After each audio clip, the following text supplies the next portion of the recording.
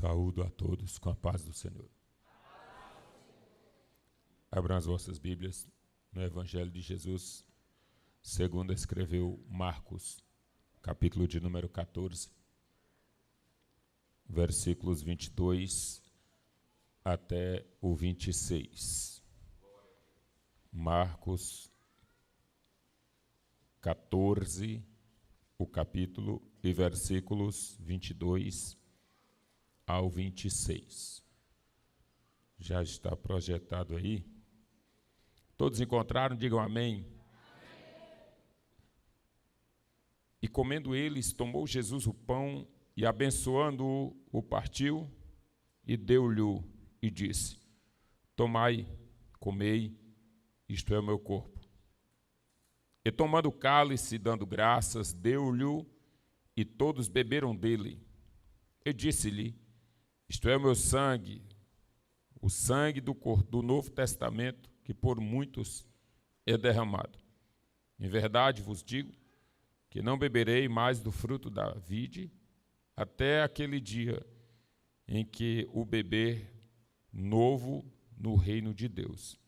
E tendo cantado o hino, saíram para o Monte das Oliveiras. Somente até aqui, tome seu assento. A proposta do culto, do trabalho desta noite, é a proposta da comunhão, trabalho alusivo à ceia do Senhor, o momento de celebração, o momento da unidade da igreja, o momento onde a igreja se reúne para declarar que Jesus continua sendo o Senhor da sua vida. É a reunião dos santos, é o momento em que todos nós procuramos nos relacionar e provar, de certa forma, que o Senhor Deus continua com o seu sangue, que além de nos purificar, além de nos restaurar, além de nos comprar com Ele, ainda promove a unidade da igreja, porque uma das questões que faz com que alguém seja parente ou família é a questão sanguínea. E pelo sangue de Cristo, as pessoas que eram distantes se tornam irmãos. Pelo sangue de Cristo, as diferenças geográficas são deixadas de lado. E, de certa forma, a igreja do Senhor, pelo sangue de Cristo, em todos os lugares, é a mesma igreja que espera o mesmo Jesus, que quando Ele voltar, levará pessoas de vários os lugares para estar com eles naquela grande festa, na ceia do Senhor, nas bodas do Cordeiro, e para isto a igreja está se preparando. Uma pessoa perguntou para mim: pastor, quantas vezes eu devo participar da ceia do Senhor? Eu disse: primeiro, a ceia ela é um memorial. Se a ceia ela é um memorial, a ceia do Senhor ela faz com que nós nos lembremos das coisas que se passaram com vistas às coisas que acontecerão. Lembrar do que passou para não esquecer do que passará. Como assim, pastor? Como é isso, lembrar do que passou? Porque eu só me lembro de alguma coisa que eu já passei. A ceia do Senhor ela é um memorial. A característica da ceia do Senhor é fazer com que nós não esqueçamos a nossa referência cristológica. A ceia do Senhor é uma celebração onde o Senhor Deus requer que nós sempre estejamos com a nossa mente lembrando de tudo que Ele fez, de tudo que Ele faz e de tudo que Ele fará. Porque Ele veio, morreu, ressuscitou, está vivo e voltará. E a igreja aqui está lembrando de que Ele morreu, que Ele ressuscitou e que Ele voltará para buscar a sua igreja. É por isso.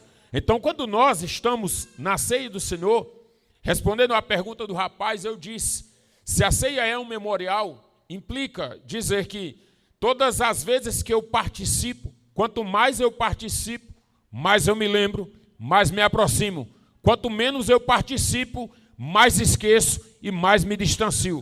O que eu preciso entender é que a ceia do Senhor, não há uma regra que diga que eu tenho que fazer isso só uma vez por mês, só uma vez por ano. Não, é memorial. Quanto mais eu participo, mais eu me lembro. Quanto mais eu participo, mais eu me lembro. Quanto mais eu participo, mais eu me aproximo. porque Jesus estava servindo a ceia para os discípulos. E ele estava dizendo, lembrem-se disto, este é o meu corpo, este é o meu sangue. Lembrem-se, todas as vezes que fizerdes isso, façam em memória de mim. Por isso que Paulo, quando diz aos Coríntios, capítulo 11, versículo 23, porque eu recebi do Senhor o que mesmo vos entreguei, que o Senhor Jesus, na noite em que foi traído, tomou o pão e, tendo dado graças, o partiu e disse, tomai e comei, este é o meu corpo que foi partido por vós, fazei isto em memória de mim. Então a ceia do Senhor é o momento da celebração, é o momento da unidade. Quando Marcos apresenta, Marcos ele traz dentro da sua proposta evangelística duas características de abrangência. A primeira característica de abrangência para os judeus e a segunda característica de abrangência para os gentios. Por que isso? Porque o evangelho, não entenda o que eu vou dizer como o evangelho sendo defensor da pauta da ideologia do presente sistema, não. Mas o evangelho, ele é de certa forma inclusivo. O evangelho, ele é inclusivo. Não estou falando da agenda do governo, tratando na proposta inclusiva com o viés ideológico para a diversidade e a quebra de princípios e valores pré-estabelecidos nas escrituras sagradas. Não. O evangelho, ele é inclusivo. Em qual característica? O evangelho, ele é para todos. Ele é para o rico, ele é para o pobre, ele é para o branco, ele é para o preto, ele é para todos, ele é para o idoso, ele é para o novo, ele é para a criança, ele atinge do mais novo ao mais antigo, ele atinge todas as camadas, dos reis aos súditos, ele atinge todas as camadas, da presidência ao limpador de piso do palácio, ele atinge todas as camadas. O evangelho, ele é para todos. O evangelho não é exclusivo. A gente não deve entender a característica de exclusividade do evangelho, porque ele é inclusivo, embora o cristianismo seja religião excludente. Como assim, pastor? O cristianismo é religião excludente? É. E o evangelho? Não, o evangelho ele é inclusivo, mas o cristianismo ele é excludente. Por quê? Porque não há salvação fora do Cristo. Não há redenção fora do Cristo. Não há libertação fora do Cristo. Não há nada que se ande para a eternidade fora do Cristo. Não há céu fora do Cristo. Não há eternidade que leve a vida eterna fora do Cristo. Cristo, ele é o centro da nossa vida. Ele é o dono de todas as ações. Ele é o poder que move todas as circunstâncias. Ele, Jesus Cristo, e o evangelho sendo inclusivo, mas o cristianismo é religião exclusivista. Não tem como ser salvo fora dele. Pastor, mas a proposta do budismo diz que eu basta eu meditar e a meditação me levará a uma questão transcendental. Pelas religiões de filosofia oriental, eu vou atingir o ápice da sabedoria e a libertação da minha alma, chegando ao nirvana, e vou ter ali aquilo que eu vou ter por satisfação da minha alma, chegando à plena e convicção, salvação da minha vida. Não, não há. Não é a meditação da religião filosófica. Não é a meditação do hinduísmo, do budismo, do shintoísmo. Não é nada disso. É o que, pastor? É a graça de Jesus que salva, cura, liberta. É o poder do sangue do Cordeiro derramado na cruz do Calvário que leva o homem do extremo da sua miséria à honra da sua significância no plano eterno em Deus. Então, quando Jesus estava apresentando aqui Marcos, trazendo a característica, ele traz duas abrangências. A primeira, aos judeus, e a segunda, aos gentios. E isso está clarificado em Marcos capítulo 6 e Marcos capítulo 8. Marcos capítulo 6, versículos 30 ao 44. E Marcos capítulo 8, versículos do 1 ao 10. Ele traz duas propostas de multiplicação de pães. Qual é a relação dos pães de Marcos 6, Marcos 8 e Marcos 14? A proposta é única. A proposta de Marcos 14 que nós lemos, o pão é o artos. O artos é o pão da comunhão, o pão da unidade. O pão da comunhão, o pão da unidade. O pão que apresenta em Marcos 6 é o pão, o artos, o pão da unidade. o pão que sacia a fome, mas para além disso, promove a unidade de quem segue a Jesus. O pão de Marcos, capítulo 8, também é o artos, é o pão que além de saciar a fome, ele promove a unidade daqueles que se alimentam dele. Então, quando Marcos estava apresentando aqui a proposta em Cristo Jesus do artos, se observar, Marcos capítulo 6, na multiplicação, aparecem ali 5 pães. Aparece ali 5 pães. Marcos capítulo 8, aparece 7 pães. Qual é a diferença de um grupo para o outro? Porque Marcos capítulo 6, a proposta é o pão para os judeus. O pão para os? Marcos capítulo 6, a proposta é uma região completamente distinta. Enquanto está na região da Galileia, Marcos 6, Marcos 8 está na região de Decápolis. Está em uma região gentílica. E dentro da região gentílica estão quem? O povo gentil. Então o evangelho, o pão, o artos, é o pão da comunhão para os judeus. Mas também é o pão da comunhão para os gentios. O evangelho é para todos.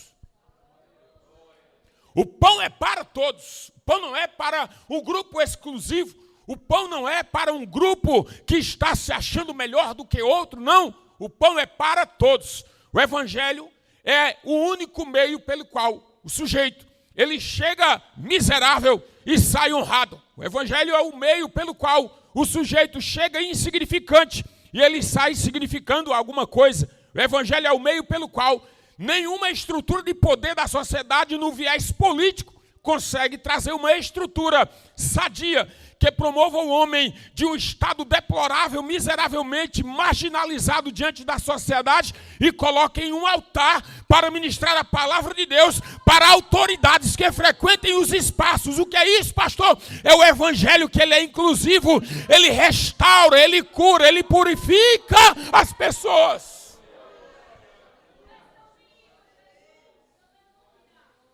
O evangelho é para todos.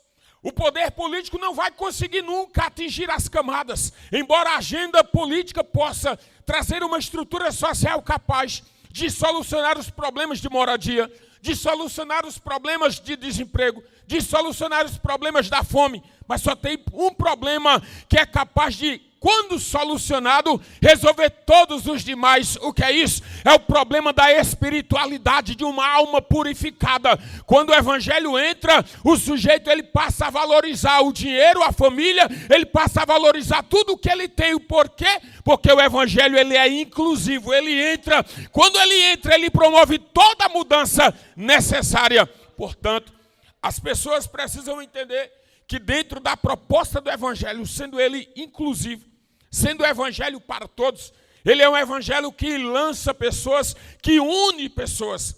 Tem uma região no Nordeste que, para a década de 70, de 80, muitas pessoas começaram a criar atritos, guerras entre família. Por que guerras entre família? Por causa de terras. Cada família tinha sua terra e quando havia dissensão, trazia problemas. E essas famílias, vinculadas pelo laço biológico, vinculadas pelo laço do sangue biológico, elas estavam ali criando atrito entre elas. Essas pessoas, ao invés de receber a criança um presente, quando ele completava certa idade, o pai chegava para ele e dizia: meu filho, eu não vou te dar um brinquedo, eu não vou te dar um celular, porque não tinha naquela época para todo mundo, pastor Domingos. Eu vou te dar um 38 carregado de bala. E quando o fulano de tal daquela família passar, pode sapecar o tiro, porque papai aqui se responsabiliza. O que é isso? Guerras entre famílias, porque a verdadeira família, ela não é a família que tem apenas os laços biológicos. Por quê, pastor? Porque muitas vezes os da sua casa são os principais inimigos da sua vida, quando a proposta é crescimento e fé. Os de sua casa muitas vezes são os primeiros a tirarem pedra pelo teu projeto. O sangue biológico não é suficiente para vincular pessoas. Muitas vezes você não escolhe quem vai ser da família, se presta ou se não presta. Você não escolhe quem vai ser da família, se é certo ou se é errado. Ele é da família e você não escolhe. Tem aquele da família da língua grande, tem aquele da família da língua pequena, tem aquele que fala muito, tem aquele que não fala nada, tem aquele que a vida dele é dar com os dentes na língua para que possa ele trazer tudo à tona da família. É só guerra. É o primeiro que quando está tratando do funeral, ele está no cartório vendo o que é que tem de herança dos pais. Que é isso? É família, porque no sangue terreno só prevalece o que tem por interesse de herança. Ninguém interessa por mais nada. Só quer saber o que é que tem para eu herdar aqui. O que é que tem para eu herdar aqui? É o que eles ficam preocupados. Isto é no sangue terreno, mas no sangue de Cristo não. A herança é uma só.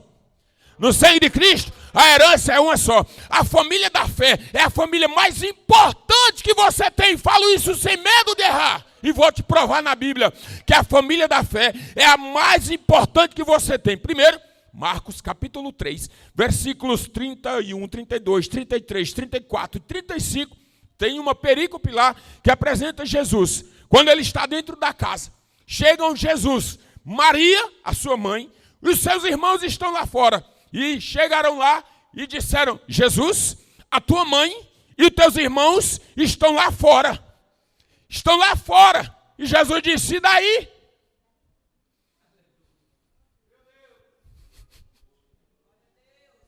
E o que é que eu tenho com isso?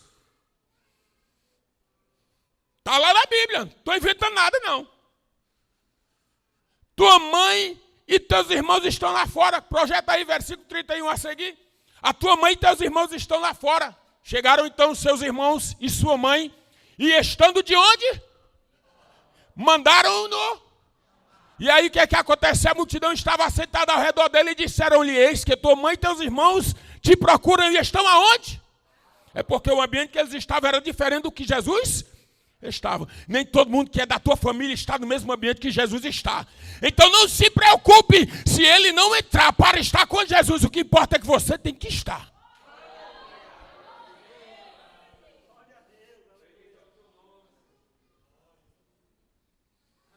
E ele lhes respondeu dizendo, quem é minha mãe e meus irmãos? Aquela pergunta socrática, não é pergunta respondendo. Ou responde perguntando. E olhando em redor para os que estavam assentados junto dele, disse-lhe, eis aqui minha mãe e meus... Coloca o versículo seguinte, porquanto qualquer que fizer a vontade de Deus, esse é meu irmão, minha irmã e minha mãe.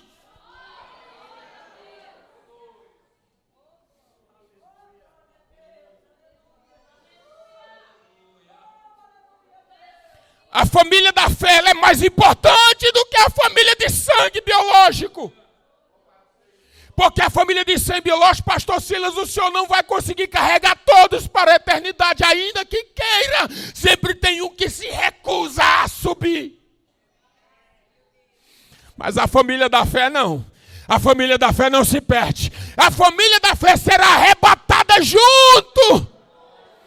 E a família da fé estará na grande ceia do Senhor.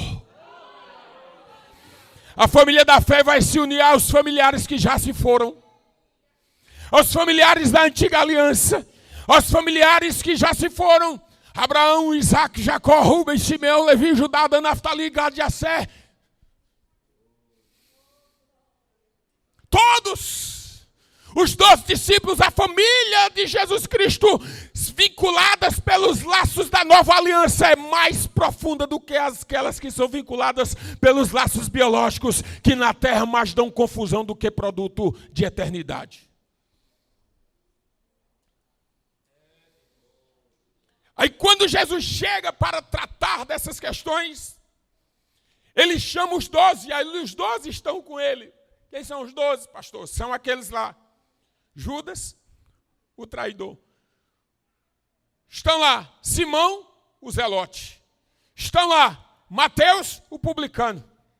Jesus pega um publicano, odiado pela classe judaica, odiado pelos judeus. Ele pega um publicano, porque o publicano ficava na base alfandegária, coletando impostos e remetendo às autoridades romanas, para que os mesmos fizessem uso do dinheiro, e muitas vezes até eles, extorquindo dinheiro, cobrando tributos até mais além daquilo que era devido pagar, por característica de injustiça.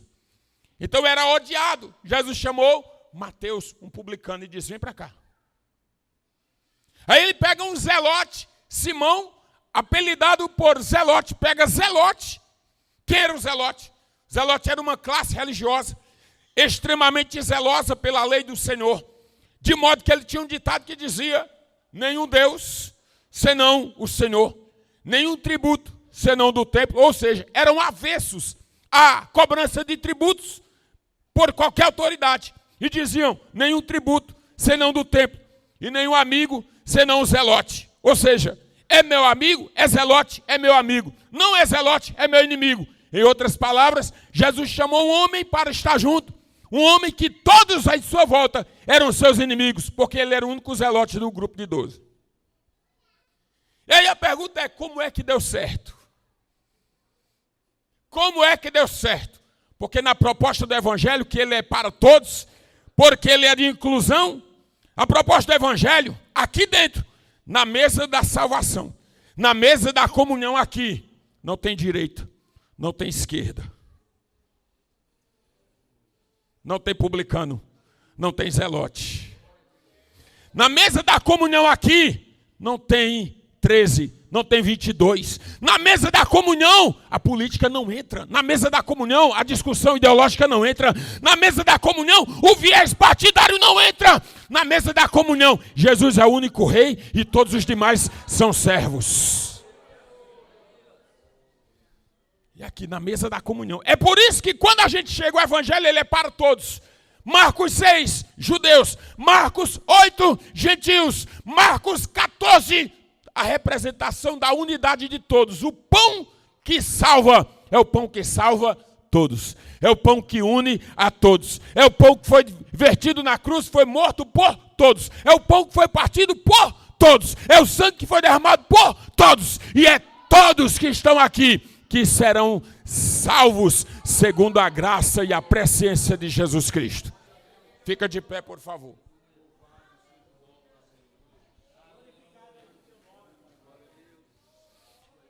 É por isso que você deixou sua casa, às vezes até algum parente. Sabe aquele convite que você recebe e você diz: não vou não, tem culto hoje. Tem culto hoje, pastor Domingo, não vou não. A família vai reunir, festa de família, encontro de família, lembrar das resenhas do passado. Não, fulano não é mais daquelas coisas não, fulano agora é crente. Glória a Deus, que fulano não é mais da muvuca, não é mais carga torta não, Jesus endireitou a carga. Está andando agora corretinho. Aí você chega e fica todo desconjuntado porque começa a desenterrar defunto.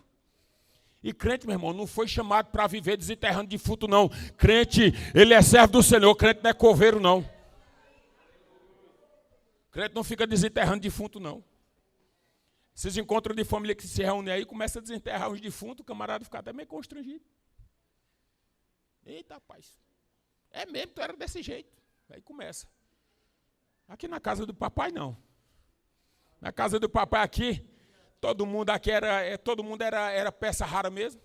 Mas quando chegou na mesa da comunhão, Jesus transformou. Quando chegou na mesa da comunhão, Jesus transformou, apagou as memórias, porque Paulo apagou as memórias, que eu digo no sentido de ninguém ficar se lembrando mais, desenterrando o defunto, porque a Bíblia diz, Paulo escrevendo aos Coríntios, 2ª carta, capítulo 5, versículo 17, agora, pois, os que estão em Cristo, nova criatura são. As coisas velhas já se passaram. E eis que tudo se fez novo. Tudo se fez novo. Então é novidade de vida na tua vida. Quantos aqui já abraçaram o pão, já receberam o pão da vida? Digam amém. Quantos aqui já recebem o sangue derramado na cruz do Calvário e por convicção de salvação estão aqui dizendo: ora vem Senhor Jesus. Ele está aqui nesta casa dizendo: o pão é para todos, para judeu, para gentil, para judeu e para gentil. Aqui todos são iguais. A família de Jesus não é a família do sangue biológico, a família de Jesus é a família da fé, é a família que está vertida, comprada no sangue do Calvário. Amém? Prontinho para participar da ceia do Senhor? Ele é inclusivo. O Evangelho é inclusivo. É para todos.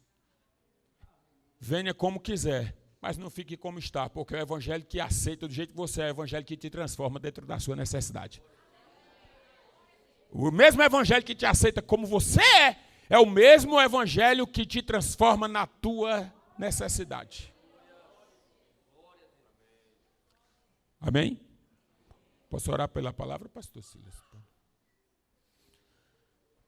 Esse momento da comunhão, a oração da comunhão, enquanto nós estivermos orando, você lembrar de alguma coisinha aí, alguma aresta que tem que aparar, pode sair do seu lugar e vai lá, pede perdão para o irmão, manda mensagem do WhatsApp, irmão, me perdoa, em nome de Jesus. Estou aqui diante da mesa da comunhão, não dá para ficar com trairagem não, Jesus está bem de cá.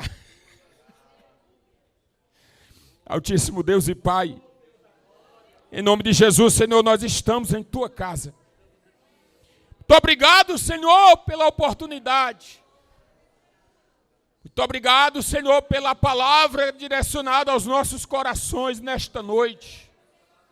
Muito obrigado pelo Teu sacrifício na cruz do Calvário. Muito obrigado, Senhor, pelo sangue derramado para nos dar o direito de viver. Muito obrigado, Senhor, pelos braços abertos para nos abraçar.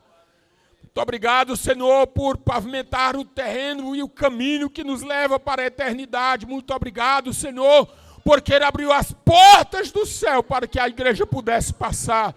Muito obrigado, Senhor, pelo banquete preparado na eternidade, Senhor, onde nós receberemos e participaremos. E naquele dia nos lembraremos deste dia. Muito obrigado pela salvação permitida a nós. Assim nós cremos em nome de Jesus.